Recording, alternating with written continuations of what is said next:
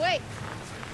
Wait! Help! No! Help me! Help! Please! Help! Help me, please!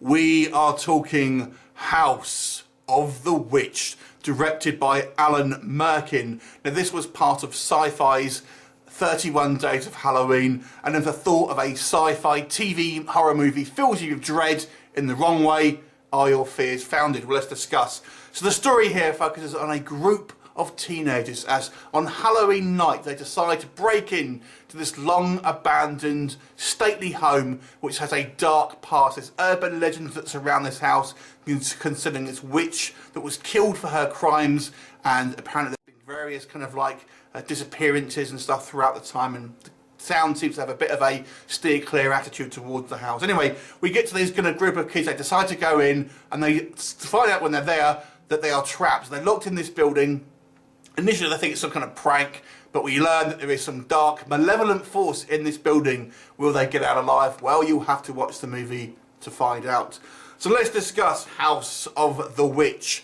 So, like I said, a made-for-TV movie, you're thinking, oh man, it's just going to be like a standard old fare. And in some degrees, that is correct. But I have to say, I do feel this movie is a solid kind of, if unmemorable, haunted house movie. So let's kind of go into a little bit more detail. What did I like, first of all? I've got to say, even though obviously it's not a massively high budget movie, I think the production values and the design here are all quite good. The house and its exteriors looks particularly kind of like haunting. I think the cast do a kind of decent enough job of kind of selling on the kind of these young sort of characters, and there's no kind of weakling and there's no horrible acting. You know, the roles aren't particularly deep. The characters don't have a lot of kind of like depth to them, but nonetheless I do feel that everyone does a pretty decent enough job of kind of like selling you in the roles that they have and making you care when you should care, etc. The one thing about this film I wasn't expecting maybe was the level of gore and violence in this film, because it's actually quite high. I was surprised to see so many kind of quite violent and gory deaths on a kind of a TV movie. And there's one particular, which I won't spoil for you, I thought, oh, that is pretty nasty. And yeah, I was quite shocked. And actually the gore effects here are quite good as well. Obviously they use them kind of a mix between CGI and practical, but I've got to say, when we do see the practical stuff on screen, it looks pretty good. And overall, it's a well-paced kind of like fun horror movie that isn't particularly memorable maybe, but you'll have a good time watching it. If you kind of like, you know, standard kind of haunted house films, I would say. But what doesn't work, the big thing for me is the ending. The ending is weak sauce, and it just is really, something happens right towards the end, and you kind of know where it's going, but it just goes, I think, come on.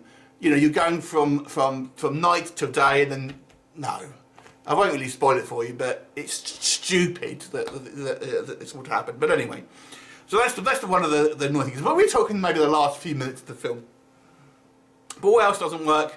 I've got to say, one thing that kind of bothered me a little bit is, considering this house is going to be abandoned for decades, it looks in remarkably good condition with not a lot of kind of build-up of dust and crap like that. We have people kind of sleeping on beds and things, and that would be like full of shit. And obviously, you know, as kids do, as soon as they get in the house, they go off and start shagging in different rooms. And again, you just fall into those typical kind of TV tropes of, and kind of horror movie tropes of, you know, yes, immediately teenagers want to go off and separate and go off and shag, and they're kind of their separate directions. And it's just like, come on, you know, we've seen this so many times. The actual effects, like I've mentioned, the part CGI as well, and some that might annoy some people. I don't think the CGI is terrible here. But you get kind of like these kind of CGI ghostly cloud that kind of wafts along, and that's kind of the most thing you'll see. One practical effect that did bother me was the actual witch herself.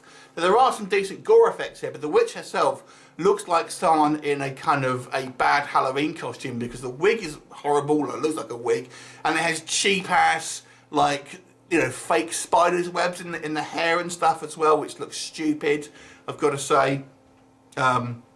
And Although I feel this film is a solid horror film, it's not memorable in any way. I don't feel this is a particularly original movie in any direction. But overall, I've got to say, it's still kind of fun. It's kind of well paced. There's plenty of stuff going on. You know, different things are going to happen, and there's various different rooms which have a different kind of ambience thing.